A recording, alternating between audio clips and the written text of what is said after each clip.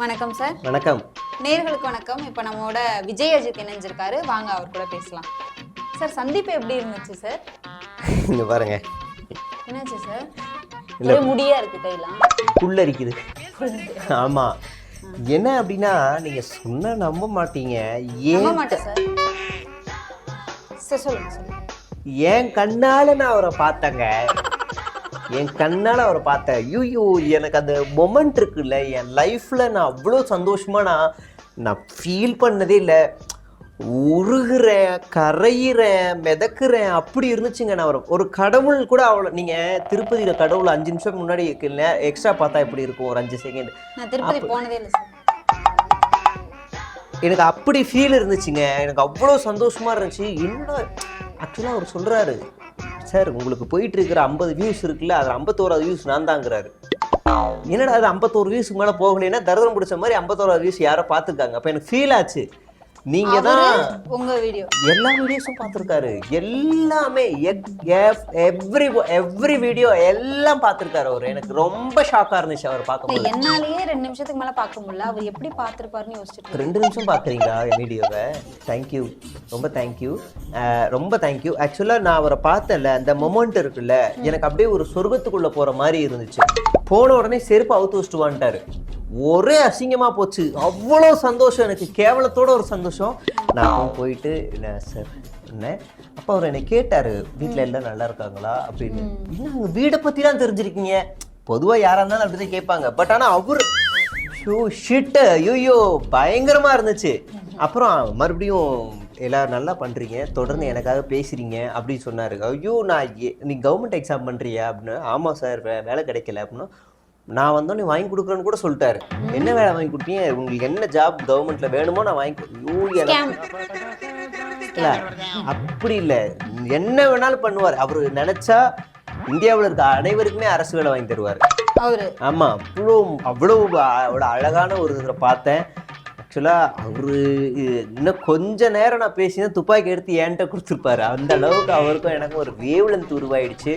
என்னோட ஓன் பிரதர்கிட்ட இருக்கிற ஒரு ஃபீலிங், ஒரு வேவ்லென்த் எனக்கு அவருக்குள்ள வந்துச்சுன்னா பார்த்துக்கோங்களேன். நான் அவ்வளவு அழகான அந்த மொமெண்ட்டை, ஆக்சுவலாக அது ஒரு பெரிய படமாவே எடுக்கலான்னு வச்சுக்கோங்களேன். அந்த மொமெண்ட்டை யாரும் பார்க்க மாட்டாங்க. இல்லை, நல்லா இருக்கும் படம். ஆனால் நீங்கள் சுறாவிட கம்பேர் பண்ணும்போது நல்லா இருக்கும். அப்படி பண்ணலாம் அப்படின்னு நிறைய பேசணும். ஆக்சுவலாக நான் நினச்சி கூட பார்க்கல. பட் ரொம்ப எளிமையாக இருந்தாருங்க. அதான் மெயின் பாயிண்ட்டே அதான். சரி சார், இப்போ நீங்கள் ரொம்ப நாளாக கட்சியில் இருக்கீங்க. இந்த மாதிரி நேரில் பார்ப்பேன்னு எனக்காக நினச்சிருக்கீங்களா? ஐயோ, சத்தியமாக நினச்சதே இல்லை. சத்தியமாக நினச்சது இல்லை நான். அதுவும் அவர் அவ்வளோ எளிமையாக இருப்பாருன்னு நினைக்கிறேன். ஐயோ நீங்கள் பாருங்க, எளிமைனா எப்படி இருந்தாரு ஏங்க, அவரோட காலிலே அவர் நடந்து வராருங்க. அவரோட 2 காலில் முன்னாடி வச்சு இப்படி நடந்து அவ்வளோ எளிமையா இருக்காரு. அவரோட அதாவது நடுவில் காஃபி கொடுக்குறாங்க, அவரோட கையிலேயே எடுத்து அவர் வாயால குடிக்கிறாருங்க. அவரு தொண்டை வழியாவே அது இறங்குதுங்க. அவ்வளவு எளிமையா. எனக்கு சரியான ஷாக்கு, என்ன இவ்வளவு எளிமையா இருக்காரு ஒரு மனுஷன் அப்படின்னு. எப்படி எனக்கு அவர் கண்ணாலேயே அவர் பாக்குறாரு. எனக்கு அவ்வளவு ஷாக்கா இருந்துச்சு. சார், நான் ஏதாவது கேட்டுற போறேன். இல்லை, நீங்கள் இவ்வளோ எளிமையாக யாராவது பார்த்துருக்கீங்களா? எனக்கு மற்றவங்கலாம் வேறங்க, எனக்கு இவர் தாங்க எல்லாமே. அவ்வளோ எளிமையாக அழகாக இருந்தார். அப்புறம் எனக்கு ஒரு 2-3 ஸ்டெப்பெல்லாம் சொல்லி கொடுத்தாரு. ஆமாம், இந்த கடைசியில் ஒரு படத்தில் ஒன்று வந்துச்சுல்ல இப்படி, அதெல்லாம் கூட எனக்கு சொல்லி கொடுத்தாரு. ஏன் பர்டிகுலராக உங்களுக்கு சொல்லி கொடுத்தாரு யோசிச்சுங்களா? ஐயோ, எனக்கு அந்த மொமெண்ட்டே என்னால் என்ன நடக்குதுன்னு தெரியலங்க. எனக்கு அப்படியே கற்பனையோட உலகத்தில் நான் இருந்தேங்க. அவ்வளோ என்ஜாய் பண்ணி நான் ரசித்து பார்த்துக்கிட்டே இருந்த ஒரு மனுஷன் என்னை கூப்பிட்டு இவ்வளோ வேலை சொல்கிறாருன்னா நான் அதெல்லாம் யோசிப்பேனா. பட் ஆனால் அவர் என்ன பண்ணலாம். ஸோ இவர் மாதிரியான ஒரு ஆள் ஆட்சிக்கு வந்தாங்கன்னா பெண்களுக்கு பாதுகாப்பு கிடைக்கும். ஆமாம், இப்போ சமீபத்தில் ஒரு பெண் நிர்வாகி வீட்டில் போய் ஒரு மாவட்ட செயலாளர் ஒன்று பண்ணாரு. பேர் என்ன சார்? நீங்கள் அதை அப்படி பார்க்குறீங்க. பட் ஆனால் நாங்கள் அதை எப்படி பார்க்குறோன்னா, அந்த பெண் நிர்வாகிக்கு பாதுகாப்பு கொடுக்கறதுக்காக போயிருக்காரு. மத்தியானம் 2 மணிக்கு பாதுகாப்பு இல்லை, அதனால அவர் பாதுகாப்பு கொடுக்க போயிருக்கலாம். அப்படி நாங்கள் அந்த ஆங்கிளில் பார்க்குறோம். இன்னைக்கு கூட பாருங்க, ஒரு திலகாவா அவங்க கட்சியை முற்றுகையிடுறதுக்காக வராங்க, அதுக்கு நம்ம கட்சி ஆஃபீஸ்க்கு.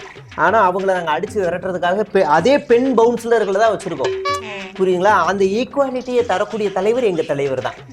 அப்போ எவ்வளவு அழகா அந்த மூமெண்ட் பண்றாருல்ல. ஸோ அப்படியான ஆளை தான் நாங்கள் எதிர்பார்த்துக்கிட்டு இருக்கோம். ஏன் சார் முக்கிய நிர்வாகிகள் லிஸ்ட்ல ஒரு பெண் நிர்வாகி கூட இல்லை? பாதுகாப்பு இல்லைங்க.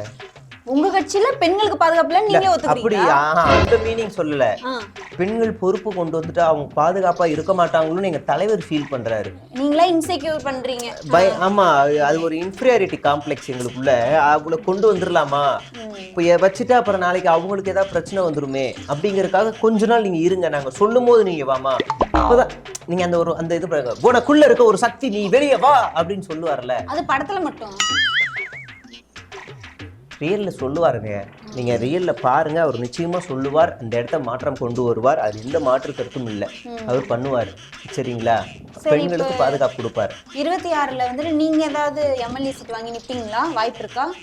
நான் எனக்கு அந்த மாதிரி எந்த பொறுப்பும் இல்லை. பட் ஆனா அவர் என்ன சொன்னார்னா, நீ நிறைய படிச்சிருக்க, கூட்டத்திலே படிச்சாலா நீ இருக்க, பட் ஆனாலும் கவர்மெண்ட் எக்ஸாம் படிச்சுக்கிட்டு இருக்கேன், பட் ஆனாலும் நீ பெரிய ஆளா மாதிரி தெரியுற, உனக்கு என்ன துறை வேணும் அப்படின்னு சொல்லி கேட்டாரு.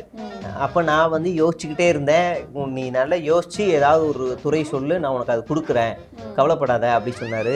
எது கேட்டாலும் கொடுப்பீங்களான்னு. அப்பா அது கொடுக்குறேன்னொன்னே, அப்போ நான் ஆக்கு பாக்கு வெத்தலை பாக்கு டாமு டூமு கொய்யா அஸ்கல்ல கடி புஸ்கல்ல கடி ஆல் ஃபார் கொய்யா அப்படின்னு முடிக்கும்போது எனக்கு இந்த பாட்டே தப்பு. சரி, மேல சொல்லுங்க. இல்லை, நான் சும்மா முடித்தேன். அப்போ முடிக்கும்போது எனக்கு ஒரு துறை கண்ணில் பட்டுச்சு. அந்த துறை எனக்கு கொடுத்துருங்க அப்படின்னு சொல்லி, அது நான் சஸ்பென்ஸ். எனக்கு அது நான் அவ்வளவு சீக்கிரம் நான் சொல்ல மாட்டேன். உங்களுக்கு கூடிய விரைவில் நான் சொல்லுவேன். கண்ணை மூடிட்டு தொட்டேன்.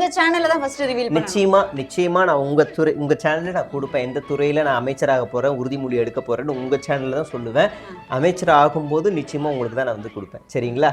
ஆகும்போது ஆனா நிச்சயமா ஆகும். அதுல நீங்க இந்த மாதிரிலாம் என்கிட்ட பேசாதீங்க, எனக்கு பிடிக்காது. எனக்கு நாங்க ஆகும். சரிங்களா? அப்ப எங்க தலைவர் முதலமைச்சர் ஆவார். இன்னைக்கு நாங்க எல்லாருமே பெரிய ஆளா நிற்போம். அப்ப பாருங்க.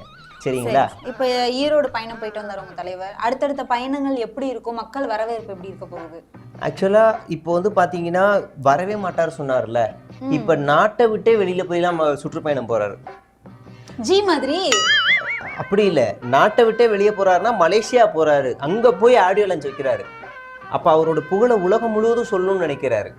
பாத்தீங்களா? இப்ப நீங்க தமிழ்நாட்டுக்குள்ளே இருக்காரு, பனையூருக்குள்ளே இருக்காருன்னு இப்ப சொல்ல முடியாதுல்ல. இங்க பாருப்பா, அவரு நாட்டை விட்டே வெளியே போயிட்டாருன்னு சொல்லுவோம்ல. சார், புகழ் நம்ம போய் ஊரா சொல்லக்கூடாது. வேற வேற ஊர்ல இருக்கிறவங்க நம்ம புகழ சொல்லணும். இல்ல, நாங்க வித்தியாசமான கரிஸ்மேட்டிக் லீடரை, கர்ம முடிச்ச லீடர், சாரி, அதை கொண்டு வரோம். நாங்க அந்த ஐடியாலஜிக் பாலிடிக்ஸை கொண்டு வரனால எங்களுக்குள்ள இருக்கிற எல்லா திறமையுமே நாங்க இன்னைக்கு வெளிப்படுத்தக்கூடிய நேரம் இன்னும் ஒரு 2 மந்த்ஸா மேடம். 2 மந்த்ல எல்லாமே மாறப்போகுது. நீங்க பார்க்க தான் போறீங்க. அப்போ நீங்க இந்த இடத்துல நீங்க இப்படி என்று உட்காந்து பேச மாட்டீங்க. அப்புறம் சார் பயங்கரமா இருக்கும் அந்த மொமெண்ட். என் பின்னாடியே ஒரு 10 பாடி கார்ட்ஸ் இருப்பாங்க. சைரன் வச்சு வண்டியில தான் வருவேன். பயங்கரமா என்ன இன்டர்வியூ எடுக்க போறீங்க. அது இன்னும் கொஞ்ச நாள் தான், பார்க்க தான் போறீங்க நீங்க. சரிங்களா? 2 மாசத்துக்கு அப்புறம் உங்க தலைவருக்கே வேலை இருக்குமான்னு தெரியல. இந்த பில்டப்லாம் தேவையா சார்? வேற கட்சிக்கு போயிடுவோம். சிம்பிளா அதெல்லாம் நீங்க யோசிக்காதீங்க மேடம். நாங்க ஆட்சிக்கு வருவோம். எங்க நம்பிக்கை கான்ஃபிடென்ட்டா இருங்கன்னு ஏன் ஒவ்வொரு இடத்துலையும் சொல்றாரு? ஏன்னா ஒரு கான்ஃபிடென்ட் இல்ல. நாங்க கான்ஃபிடென்ட் போயிருச்சுன்னா நான் அவர் போயிடுவார். அதனால நாங்க கான்ஃபிடென்ட்டா இருக்கணும்னு அவர் சொல்றாரு. சரிங்களா? ஓகே சார், இனிமையா பேசுனீங்க. அடுத்த நிகழ்ச்சியில பார்க்கலாம் சார். ரொம்ப நன்றி.